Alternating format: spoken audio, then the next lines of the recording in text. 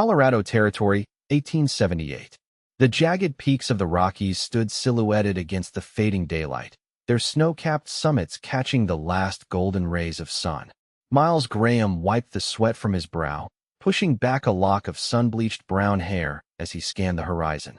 23 years old and already a seasoned cowhand, he'd been tracking a band of Mustangs for 2 days, hoping to find suitable mounts for the Double Creek Ranch where he worked.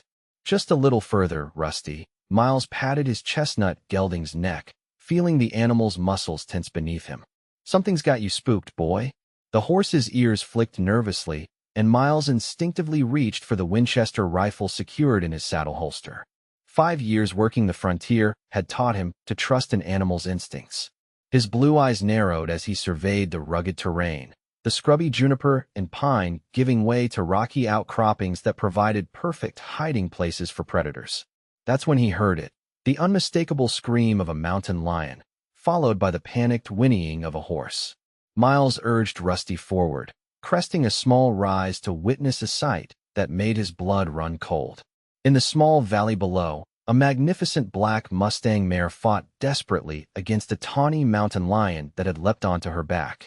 The wild horse bucked and spun, but the predator's claws were sunk deep, its powerful jaws seeking the vulnerable neck. Without hesitation, Miles raised his Winchester, but hesitated on the trigger. The Mustang's frantic movements made a clean shot impossible without risking the horse. Slinging the rifle back into its holster, he drew his Colt revolver instead and kicked Rusty into a gallop down the slope. "Hiya!" he shouted, firing a shot into the air as he closed the distance. The mountain lion's head jerked up, golden eyes fixing on this new threat, but it didn't release its prey. The Mustang was weakening, blood streaming from deep gashes across her ebony coat. 50 yards. 40.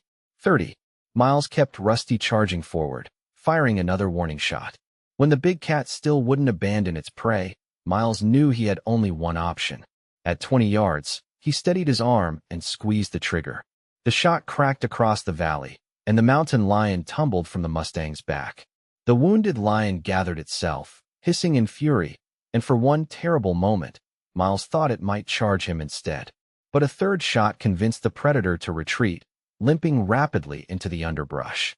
The black Mustang staggered, sides heaving, blood matting her once glossy coat.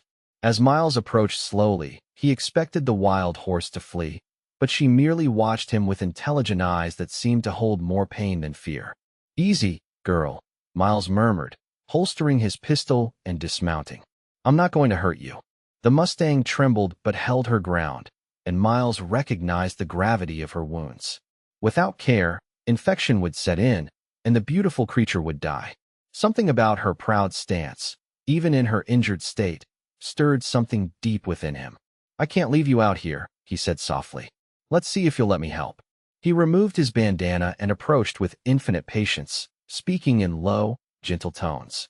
To his surprise, the Mustang allowed him to touch her, to clean the worst of her wounds. Perhaps she understood he had saved her life, or maybe she was simply too exhausted to fight. As night fell, Miles set up camp nearby, keeping watch over the injured horse. He'd managed to fashion a makeshift rope halter that the Mustang tolerated, though she remained standing, unwilling to lie down despite her exhaustion. "You're a fighter," Miles told her, offering a handful of grain from his saddlebags. "I think I'll call you Shadow." Little did Miles know that 50 miles away, in the growing settlement of Silver Creek, a young woman named Grace Thompson was penning a desperate letter to her uncle's ranch, the very same Double Creek Ranch where Miles worked. Her future, and their eventual meeting, was being shaped by circumstances neither could foresee. Grace set down her pen and stared out the window of the modest boarding house room she'd rented upon arriving in Silver Creek 3 days prior. At 20 years old, with her life's possessions packed in 2 travel trunks, she'd come west with hopes of starting anew after her parents' death had left her alone in Philadelphia. 2 weeks, she whispered to herself, auburn hair falling in loose waves as she shook her head. "Uncle Henry said he would meet me here, but it's been 2 weeks with no word." Her uncle's invitation to come west had been a lifeline when the family solicitor had informed her that her father's debts had consumed nearly everything. The respectable teaching position she'd held wouldn't support her in Philadelphia, and Uncle Henry's letters had painted a picture of opportunity in the Colorado Territory. But now, with her funds dwindling and no sign of her uncle, Grace faced a troubling reality.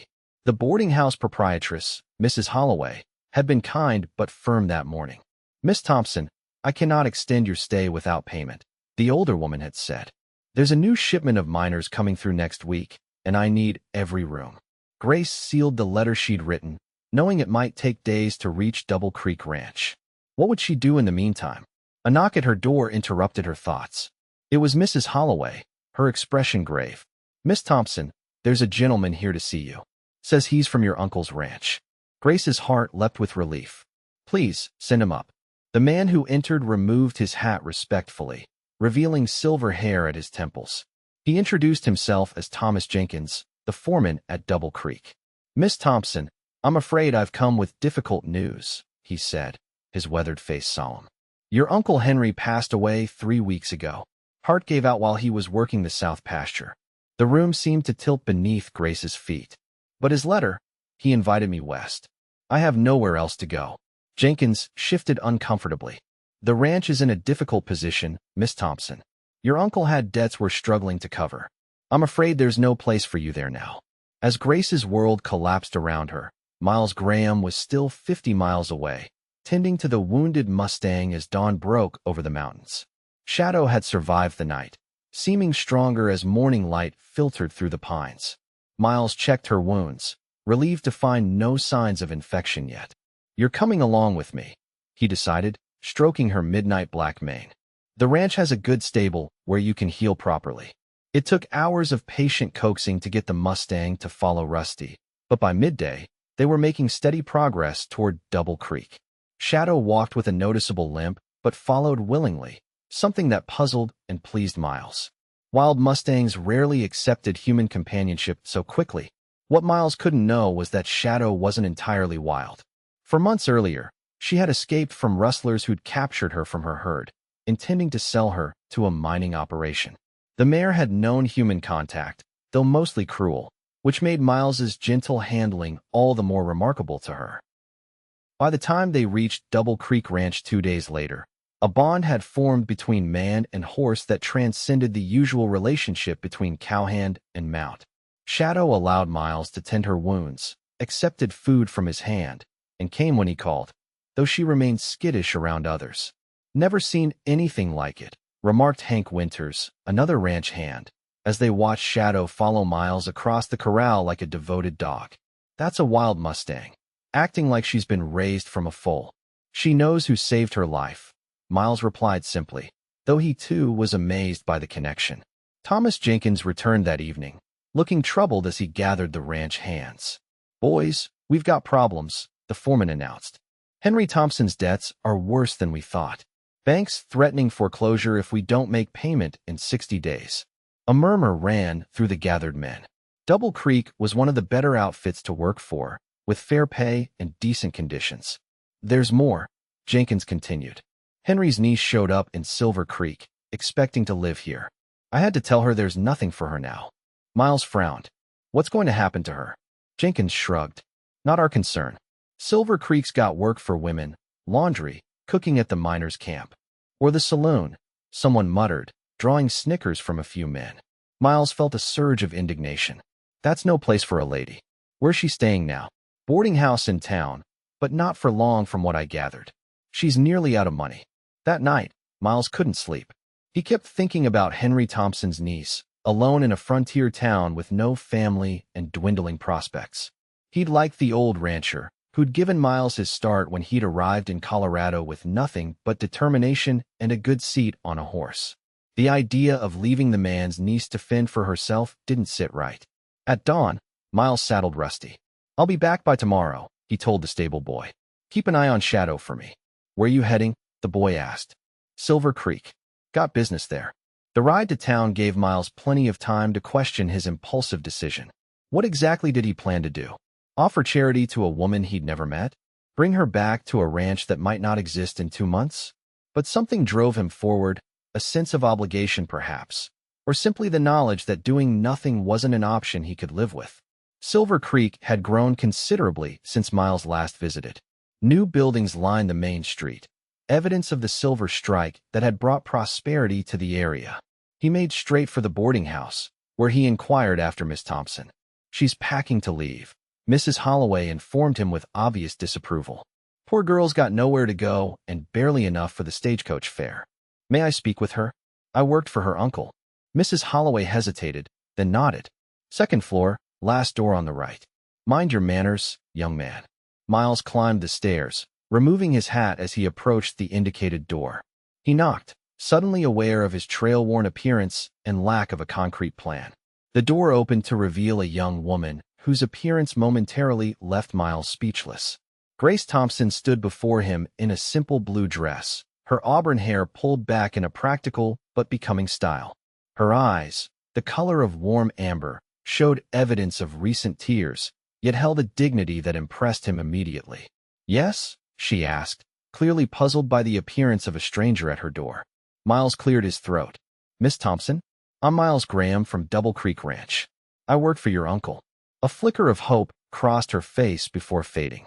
"Mr. Jenkins already delivered the news, Mr. Graham.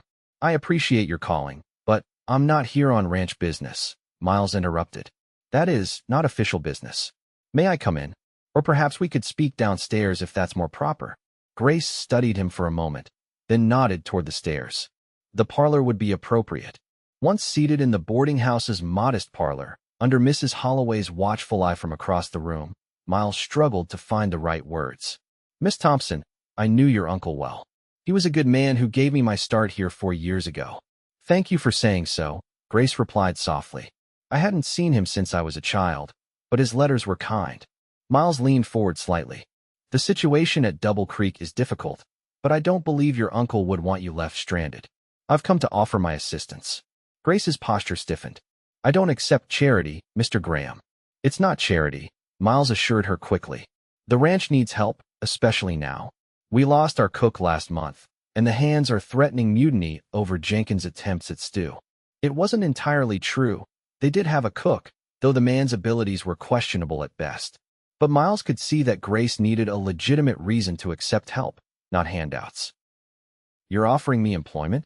Grace asked, her expression a mixture of suspicion and hope. "The position comes with room and board," Miles continued. "It's not what your uncle intended when he invited you west, but it would give you time to find your footing here." Grace was silent for a long moment. "Why would you do this, Mr. Graham? You don't know me." Miles met her gaze directly. "Your uncle helped me when I needed it most. I'm simply returning the favor." What Miles didn't say was how struck he was by her courage in the face of such circumstances, or how her quiet dignity had immediately earned his respect. There was something about Grace Thompson that called to him, though he couldn't have explained it if asked. "I should tell you," Grace said carefully. "I've never cooked for more than my parents and myself. I may not meet your cowboy's expectations." Miles smiled. "Ma'am, after eating Jenkins' cooking, anything would be an improvement." For the first time, Grace's lips curved into a small smile. "When would I start?" "Today, if you're willing. I can escort you to the ranch." And so it was arranged. Mrs. Holloway helped Grace pack her trunks, and Miles hired a wagon to transport her belongings. By mid-afternoon, they were on the road to Double Creek, Grace seated beside Miles on the wagon bench, her future once again uncertain but no longer desperate. "Tell me about the ranch," Grace requested as they traveled, the scenery growing more spectacular as they left the mining town behind. Miles described Double Creek, the sprawling main house her uncle had built, the bunkhouse where the hands stayed, the corrals and barns and grazing land that stretched toward the mountains. He told her about the cattle operation and the horses they raised, and about the financial troubles that threatened it all. "And what about you, Mr. Graham?" Grace asked. "How did you come to work for my uncle?" Miles kept his eyes on the road ahead. "I left home at 18. Had some trouble with my father. He wanted me to work in the family store in Kansas, but I knew that wasn't the life for me. I drifted for a while, worked a few cattle drives, until I ended up in Colorado. Your uncle hired me when most wouldn't take a chance on a greenhorn." "You don't seem like a greenhorn now," Grace observed. Miles chuckled. 5 years out here will season a man quickly." As they approached a bend in the road, Miles grew quiet, his posture alert. "Is something wrong?" Grace asked. "This stretch has seen some robbery attempts," he explained, moving his coat to reveal the revolver at his hip. "Nothing to worry about, but stay alert." Grace nodded, scanning the rocky outcroppings that lined the road with newfound wariness. The wagon rounded the bend without incident, but the brief moment of tension had reminded her just how far she was from the civilized streets of Philadelphia. "You'll adjust to life out here," Miles said, as if reading her thoughts. "It takes time, but there's a freedom in the West you won't find back east." "Is that why you left Kansas?" "For freedom." Miles was silent for so long that Grace thought he wouldn't answer. "Partly," he finally said, "but mostly I was running from something I shouldn't have." Before Grace could inquire further, Miles pointed ahead. "There it is, Double Creek Ranch." The property came into view as they crested a small rise, a collection of well-maintained buildings nestled in a verdant valley, with mountains rising majestically behind them. A stream cut through the property, explaining the ranch's name. "It's beautiful," Grace breathed, momentarily forgetting her concerns about her uncertain welcome. Those concerns returned full force when Thomas Jenkins emerged from the main house as their wagon pulled up. The foreman's expression darkened when he recognized Grace. "Graham, what's the meaning of this?" he demanded. Miles jumped down from the wagon, offering his hand to help Grace descend. "Miss Thompson is joining us as the new cook," he announced, his tone making it clear he wasn't asking permission. Jenkins's face flushed red. "We discussed this. The ranch can't take on. Henry Thompson wouldn't leave his niece destitute," Miles interrupted firmly. "And we need a decent cook." Two problems solved. The foreman glared at Miles, then at Grace, before shaking his head in disgust. "On your head be it, Graham. But when the bank forecloses, don't expect me to find places for strays you've collected." With that, he stalked off toward the barn, leaving Grace standing uncertainly beside her trunks. "Don't mind Jenkins," Miles assured her. "He's worried about keeping the ranch afloat. That's all. Come on, I'll show you to the house." As they crossed the yard, several cowboys paused in their work to watch curiously. Grace felt their stares but kept her head high, determined not to show how intimidated she felt. The main house was larger than she expected, built of solid timber with a wide porch wrapping around the front. Inside, it was simply furnished but comfortable, with a spacious kitchen that would become her domain.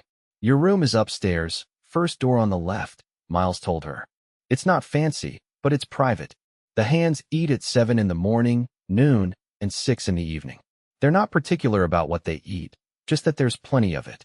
Grace surveyed the kitchen, noting the large wood stove, the well-stocked pantry, and the work table in the center. "I'll manage," she said with more confidence than she felt. "There's one more thing you should see," Miles said, a hint of excitement in his voice. "If you're not too tired from the journey." Curious, Grace followed him outside and toward the corral behind the barn. Inside was the most magnificent black horse she'd ever seen, moving with a slight limp but still radiating power and grace. "This is Shadow," Miles explained, a note of pride in his voice. "Found her being attacked by a mountain lion 3 days ago." Grace approached the fence cautiously. "She's beautiful. Is she one of the ranch horses?" "She's a wild Mustang," Miles replied. "But she seems to have decided to stick with me after I saved her." As if hearing her name, the black horse raised her head and looked directly at them. To Grace's surprise, the Mustang immediately approached, nickering softly at Miles. "She likes you," Grace observed. "Strangest thing I've ever seen," Miles admitted, reaching out to stroke the horse's neck. "Wild Mustangs don't usually take to people this quickly, but Shadow's different somehow." Grace watched the interaction with fascination. The bond between man and horse was evident, something special that transcended the usual relationship between cowboys and their mounts. "Would she let me touch her?" Grace asked hesitantly. Miles considered this. "She's still skittish around others, but we can try. Hold out your hand, palm flat, and let her come to you." Grace did as instructed, standing perfectly still as the black mare regarded her with intelligent eyes. After a moment's consideration, Shadow extended her muzzle and sniffed Grace's hand before gently pushing against it. "Well, I'll be," Miles murmured. "She's accepted you right off. That's a good sign." "A sign of what?" Grace asked, delighted by the horse's acceptance. Miles smiled. "That you belong here." The words hung between them, carrying more meaning than perhaps either was ready to acknowledge. Grace felt a flutter in her chest that had nothing to do with anxiety about her new position and everything to do with the way Miles Graham's blue eyes crinkled at the corners when he smiled. But there was no time to dwell on such feelings. Grace had a kitchen to learn and a meal to prepare before 6 o'clock. As she walked back to the house, she couldn't help feeling that despite all the uncertainty, something about Double Creek Ranch already felt like home. The following weeks tested Grace's resolve and resourcefulness. The kitchen, while well-equipped, had been neglected. The previous cook had left little in the way of organization, and Grace spent her first days simply creating order from chaos. Her initial meals were simple affairs, hearty stews and fresh bread that represented the limit of her culinary experience. To her relief, the ranch hands received even these basic offerings with enthusiasm. After weeks of Jenkins's cooking, Grace's food seemed a vast improvement, a fact that several cowboys mentioned loudly enough for the foreman to hear. Jenkins himself remained cool toward her, though he ate the food she prepared without complaint. Miles had explained that the foreman had been with Double Creek for 15 years and felt personally responsible for its survival. "He's not a bad man," Miles told her one evening as he helped her clean up after dinner. "Just worried sick about losing everything your uncle built." "Are things truly that dire?" Grace asked, drying dishes as Miles washed them, a task he'd taken to doing each evening, though the other hands never offered. "The bank holds notes worth more than the ranch can pay right now," Miles admitted. "Your uncle expanded too quickly before the last winter, which was harder than expected. We lost too many cattle." Grace set down her towel. "This was my uncle's legacy. There must be something that can be done." Miles glanced at her, struck by her determination. In the 3 weeks she'd been at Double Creek, Grace Thompson had proven herself adaptable and hardworking. The house ran more efficiently than it had in years, and the morale among the hands had improved with the regular meals and the occasional pie or cake Grace managed to produce. "Jenkins is trying to negotiate with the bank," Miles said, "and we're working double shifts to get the remaining herd ready for market. But unless prices are higher than expected, it won't be enough." Grace was silent for a moment, then asked, "What about Shadow? How is she healing?" The change of subject brought a smile to Miles's face. "Much better. She's still favoring that leg, but she's moving more freely. I've been working with her every evening. She's taking to training surprisingly well for a wild horse." "Perhaps not so wild after all," Grace suggested. "She seems to understand everything you say." "You might be right. Sometimes I wonder if she escaped from somewhere before I found her." Their conversation was interrupted by a commotion outside. Voices raised in anger carried through the open window. Miles quickly dried his hands and headed for the door, Grace following close behind. In the yard, 2 ranch hands were squared off against each other, fists raised. A circle of cowboys had formed around them, some cheering them on, others trying to intervene. "What's going on here?" Miles demanded, pushing through the crowd.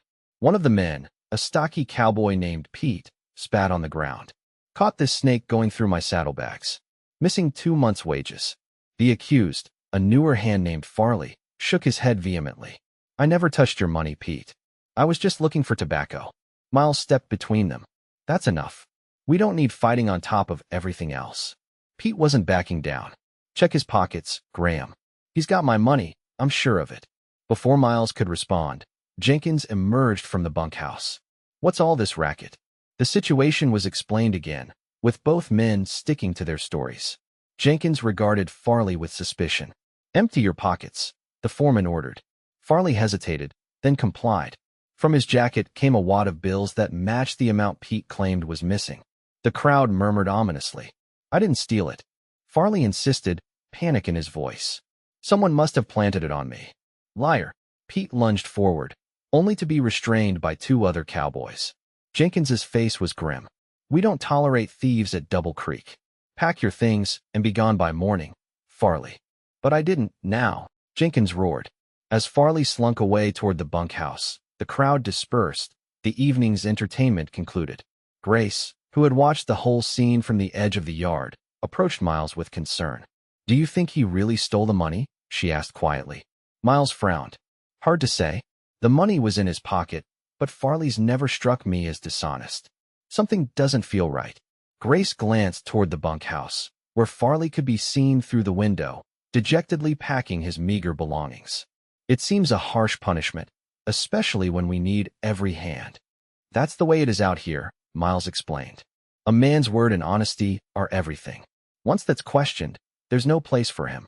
As they walked back toward the house, Miles suddenly stopped, his attention caught by something near the barn. "Wait here," he said to Grace, his voice low.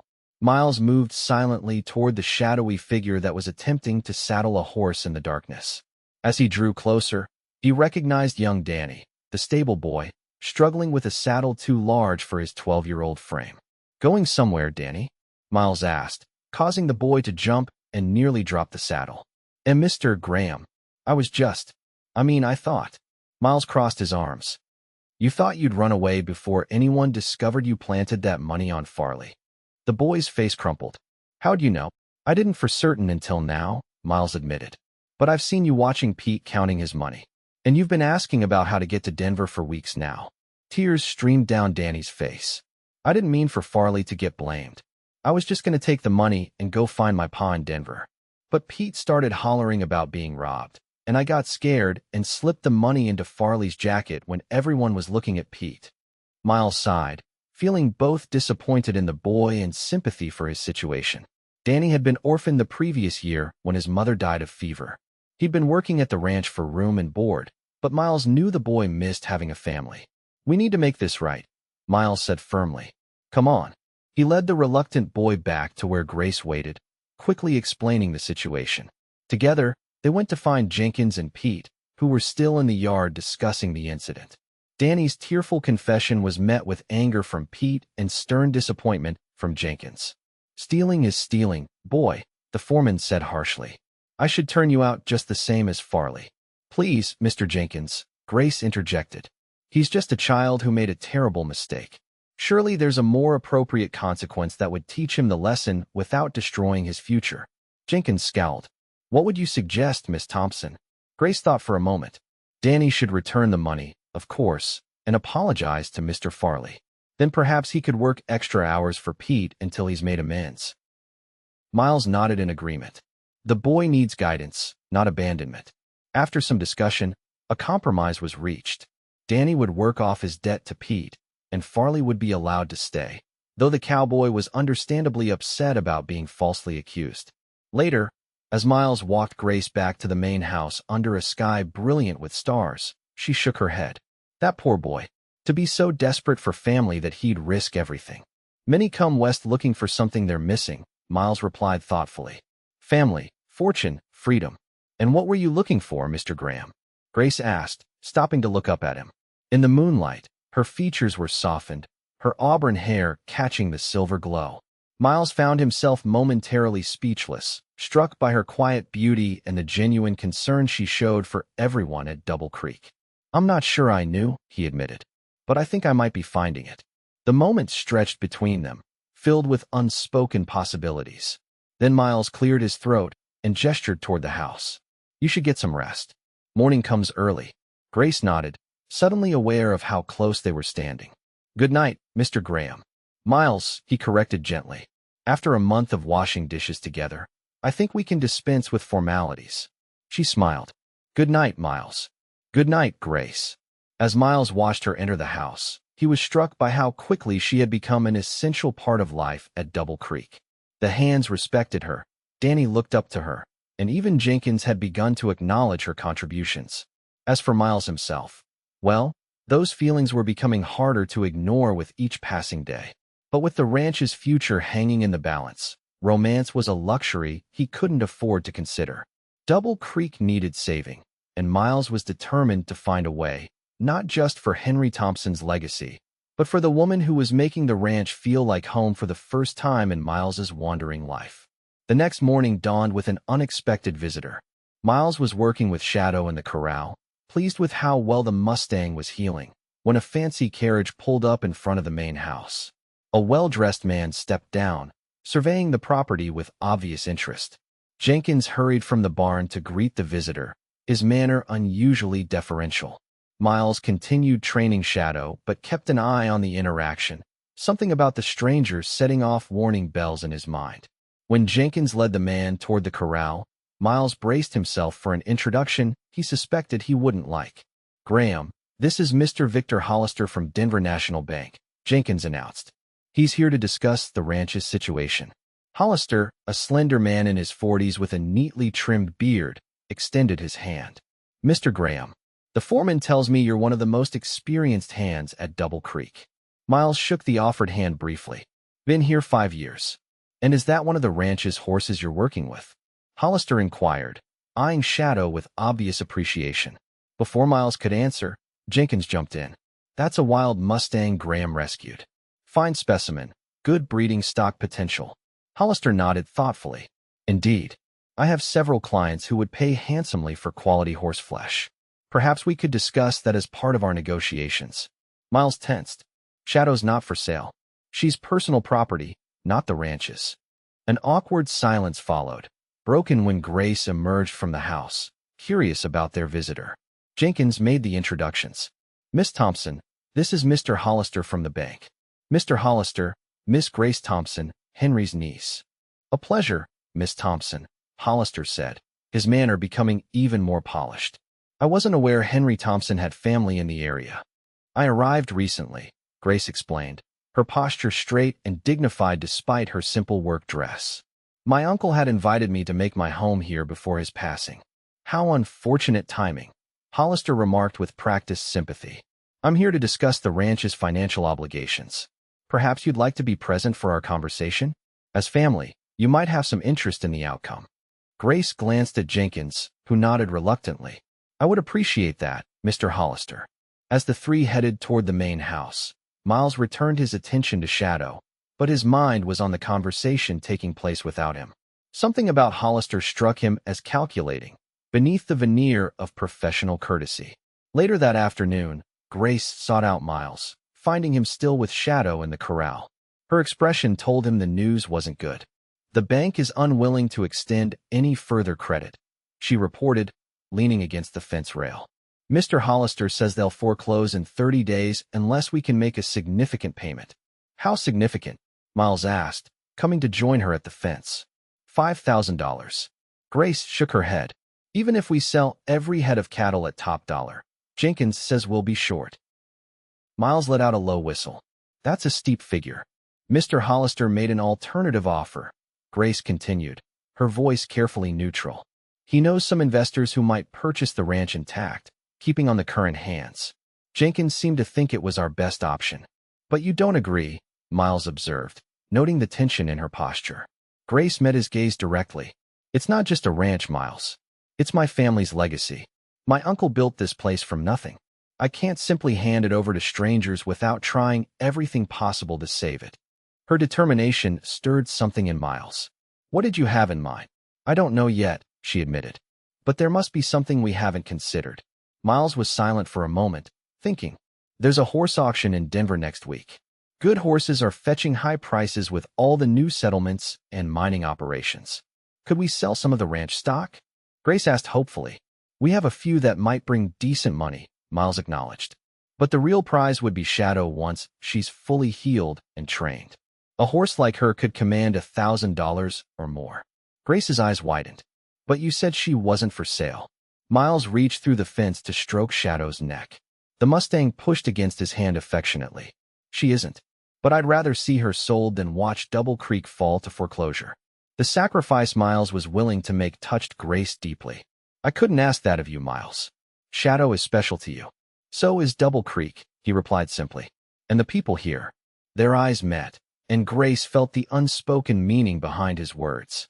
In the weeks she'd been at the ranch, something had grown between them. A connection that went beyond friendship but remained unacknowledged by either. The moment was interrupted by Danny, running up with an excited expression. Miss Grace, there's a letter for you from town. Grace took the envelope, surprised. Thank you, Danny. As the boy ran off, Grace opened the letter, her expression changing from curiosity to shock as she read. What is it? Miles asked, concerned. It's from a solicitor in Philadelphia, Grace explained, her voice trembling slightly. It seems my father had invested in a mining venture years ago that everyone thought worthless. The mine has produced a significant silver strike, and as his heir, I'm entitled to the profits. Miles stared at her. How significant? Grace looked up from the letter, her eyes wide. Significant enough to save Double Creek, and then some. The news should have brought unmitigated joy, but as Miles studied Grace's expression, he saw conflicting emotions.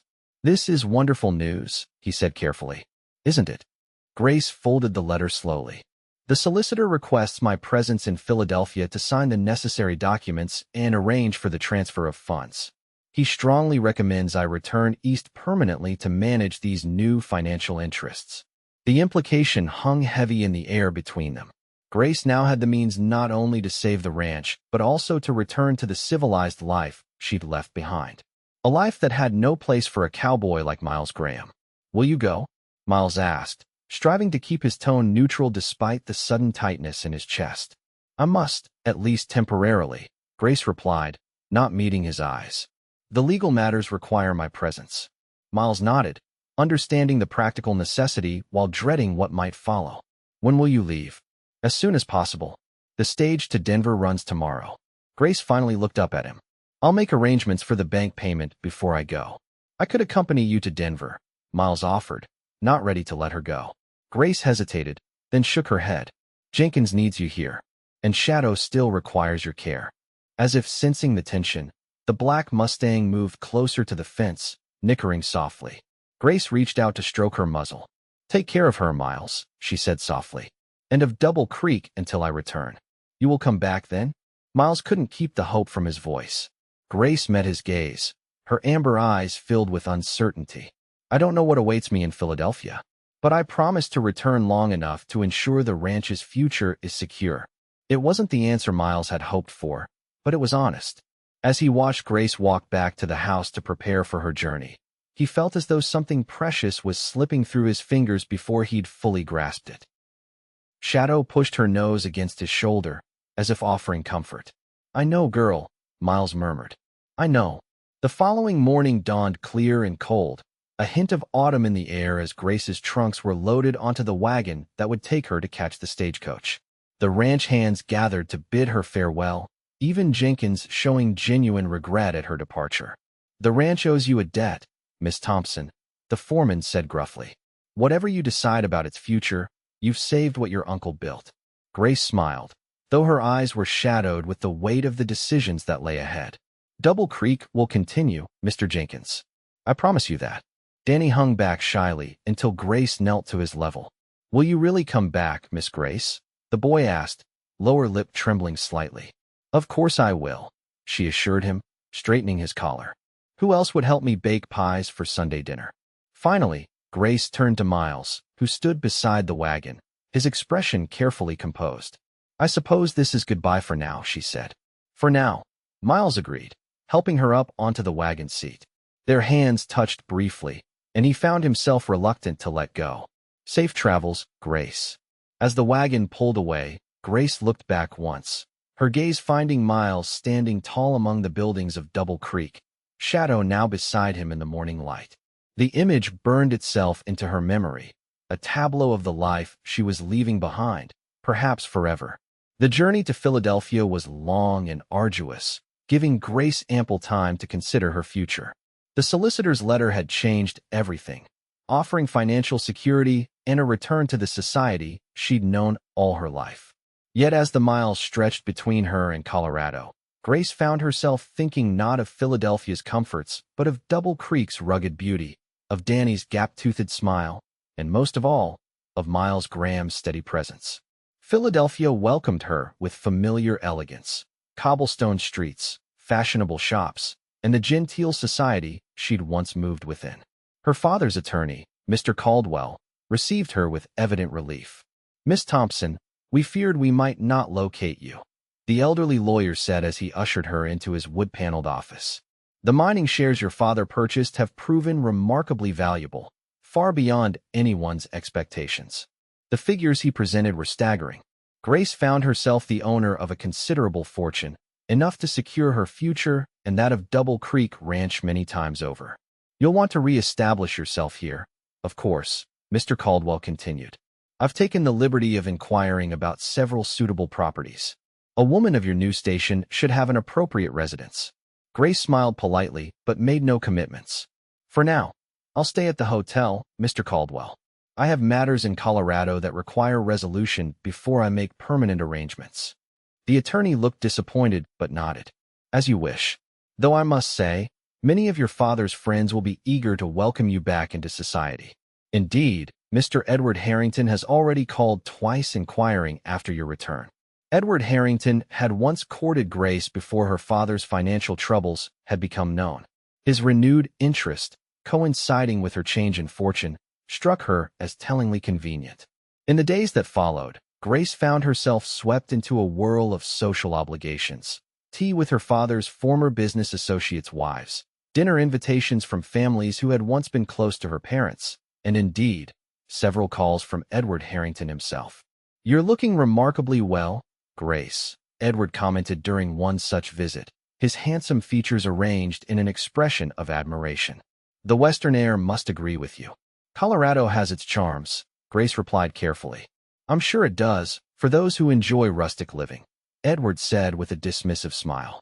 "But surely you must be relieved to return to civilization." The comment, though mild, stirred an unexpected defensiveness in Grace. "The people of Colorado Territory might not attend the opera, Edward, but they possess qualities of character that I've come to value greatly." Edward looked taken aback by her tone. "I meant no offense. I simply assumed you would prefer the comforts and culture of Philadelphia to the hardships of frontier life." 6 months ago, I might have agreed with you," Grace admitted.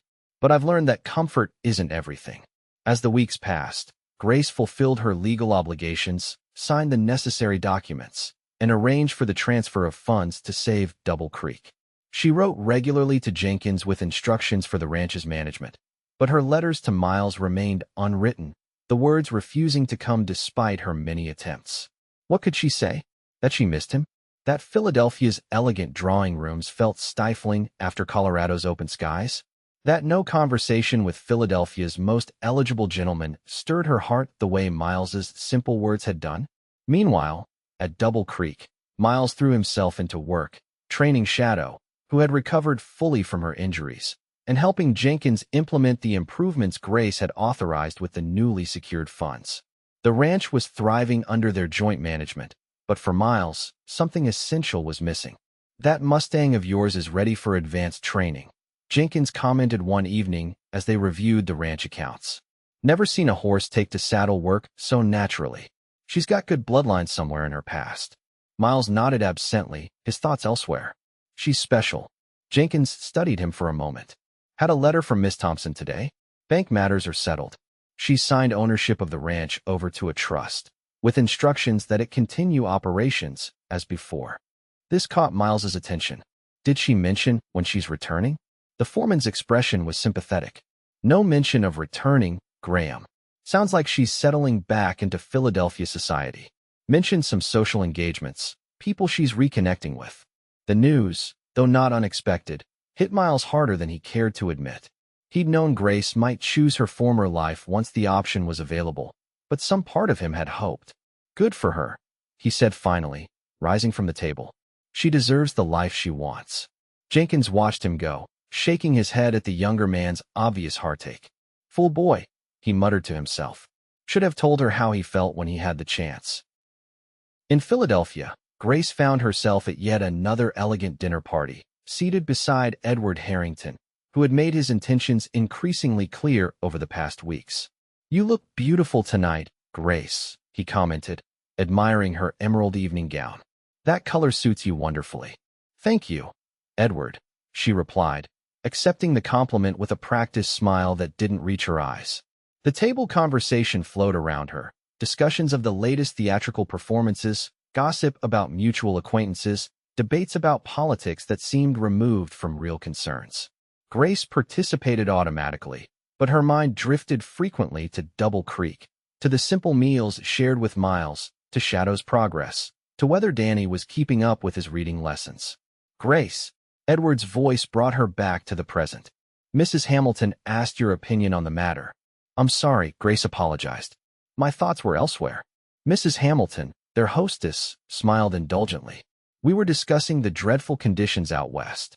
Mr. Patterson here was saying how grateful you must be to have escaped such primitive living." Grace set down her fork carefully. "Actually, I found much to admire in Colorado. The people there face challenges with remarkable courage and integrity. But surely, Mr. Patterson persisted. A lady of refinement such as yourself must have found the lack of proper society distressing.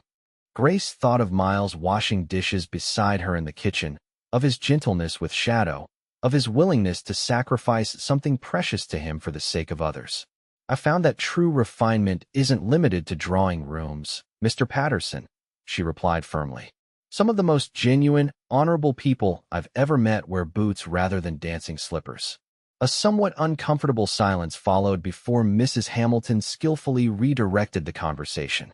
Later, as Edward escorted Grace home, he broached a subject she had been dreading. "I've been patient, Grace," he said as their carriage moved through Philadelphia's streets. "I hoped that once you'd settled back into society, you might be receptive to renewing our previous understanding." Grace looked at him directly. "Edward, you're an admirable man in many ways. But I'm not the same woman who left Philadelphia. I can't pretend to be for the sake of convenience or social expectation." Edward's expression tightened. "Is there someone else? Someone in Colorado?" The question struck at the heart of Grace's internal conflict. "There's a possibility of someone," she admitted. "But more than that, there's the woman I've discovered I can be there. Someone stronger and more capable than the Grace Thompson who left here months ago." "I see." Edward's tone was cool. "And this discovery precludes the life I'm offering." Grace reached out to touch his hand briefly. "The life you're offering would have been everything I wanted once. But now I know there's more to life than security and social position." Edward studied her for a long moment. "You're going back, aren't you?" "Yes," Grace said, the decision crystallizing in that moment of articulation. "I believe I am." The realization brought with it a profound sense of rightness. Philadelphia was her past, but Double Creek, with its challenges and its community, with Miles and Shadow and Danny, that was where her heart had found its home. The following morning, Grace began making arrangements for her return journey. Mr. Caldwell was dismayed by her decision, but assisted in establishing the necessary financial structures to manage her affairs from Colorado. "You're certain about this, Miss Thompson?" the lawyer asked as they concluded their business. "Philadelphia offers securities that the frontier cannot guarantee." Grace smiled. "I'm choosing a different kind of security, Mr. Caldwell. The kind that comes from knowing exactly where you belong." As autumn gave way to early winter at Double Creek, Miles continued training Shadow, who had exceeded all expectations. The Mustang now responded to subtle commands, moved with grace under saddle, and demonstrated an intelligence that amazed everyone who saw her. "That horse understands more than some cowboys I've known," Jenkins remarked after watching Miles put Shadow through her paces. "Could sell her for a small fortune if you were of a mind to." Miles shook his head. "She's not for sale." The truth was, Shadow had become more than just a rescued horse to Miles. She represented a turning point, a moment when his life had changed course. Finding her had led directly to his decision to bring Grace to Double Creek and everything that followed. Now that Grace had chosen to remain in Philadelphia, Shadow was the one reminder Miles couldn't bear to part with. Danny burst into the corral, interrupting his thoughts. "Mr. Graham, stagecoach is coming, and it's stopping here." Miles frowned. They weren't expecting any deliveries or visitors. "Probably just dropping off mail, Danny." But the boy was insistent. "No, sir. Looks like it's bringing a passenger." Curiosity piqued. Miles followed Danny to the front of the property, where the stagecoach was indeed pulling to a stop. Jenkins had emerged from the main house and stood waiting as the vehicle came to a halt in a cloud of dust. The door opened, and Miles felt his heart stop. Grace Thompson stepped down, dressed in a practical traveling suit, her auburn hair partially visible beneath a modest hat. She looked tired from the journey but determined, her gaze immediately seeking out familiar faces. When she saw Miles, her expression softened into a smile that erased all signs of fatigue. "Hello, Miles," she said simply. Miles found himself unable to speak, afraid that any words might shatter what surely must be a dream. It was Jenkins who broke the silence. "Miss Thompson, we weren't expecting you. Your last letter mentioned nothing about returning." Grace turned to the foreman. "Some decisions can't be properly explained in letters, Mr. Jenkins. I trust the ranch is in good order." "Better than ever," Jenkins assured her, glancing between her and Miles with sudden understanding. "I'll just see about your luggage." As Jenkins moved toward the stagecoach, Danny rushed forward. "Miss Grace, You came back just like you promised. Grace knelt to hug the boy. Of course I did, Danny. I keep my promises. Wait till you see Shadow, Danny exclaimed. Mr. Graham's trained her something amazing. She can do tricks and everything. I can't wait to see, Grace assured him, straightening up to face Miles, who still hadn't spoken. Danny, sensing the tension between the adults, suddenly remembered an urgent task elsewhere and scampered off, leaving Miles and Grace alone despite the activity around the stagecoach. You came back, Miles finally managed, the words inadequate for the storm of emotions behind them. I came home, Grace corrected gently. If you'll still have me. The distinction between back and home was not lost on Miles. He took a step closer. Philadelphia didn't suit you after all. Philadelphia was my past, Grace explained. I realized that my future is here, if that's still possible. Miles reached for her hands, holding them carefully in his own. What about your fortune? Your social position? Money can be managed from anywhere, Grace replied. And as for society, I found I prefer the company at Double Creek to all the drawing rooms in Philadelphia. A hope Miles had barely allowed himself to acknowledge began to bloom. Any particular company you missed most? He asked, a hint of his usual confidence returning. Grace's amber eyes met his directly. A certain cowboy who rescues wild Mustangs and does the dishes without being asked. Miles couldn't help the smile that spread across his face. Is that all it takes to win your heart? Dishwashing skills. That, Grace replied, moving closer. And the kind of courage that would sacrifice something precious to save others. The kind of integrity that stands up for a boy who made a mistake. The kind of patience that earns the trust of a wild creature. Miles reached up to touch her cheek, his calloused fingers gentle against her skin. I thought I'd lost you to a world I could never be part of. You could never lose me, Miles Graham, Grace whispered. Because you showed me who I truly am and where I truly belong. The distance between them vanished as Miles pulled her into his arms, his lips finding hers in a kiss that spoke of homecoming and new beginnings, of wild Mustangs and saved ranches, of dishes washed together and futures built side by side. When they finally parted, breathless and smiling, Miles gestured toward the corral. There's someone else who'll be happy to see you. Hand in hand, they walked to where Shadow waited, the black Mustang's ears pricking forward at the sight of Grace. The horse nickered a greeting, trotting over to the fence to push her muzzle against Grace's outstretched hand. She remembers me, Grace said with delight. She's smart that way, Miles replied. Knows a good thing when she sees it. Just like her owner. Grace leaned against him, contentment washing over her as they stood together watching the Mustang Miles had saved, on the ranch she had saved, at the beginning of the life they would build together.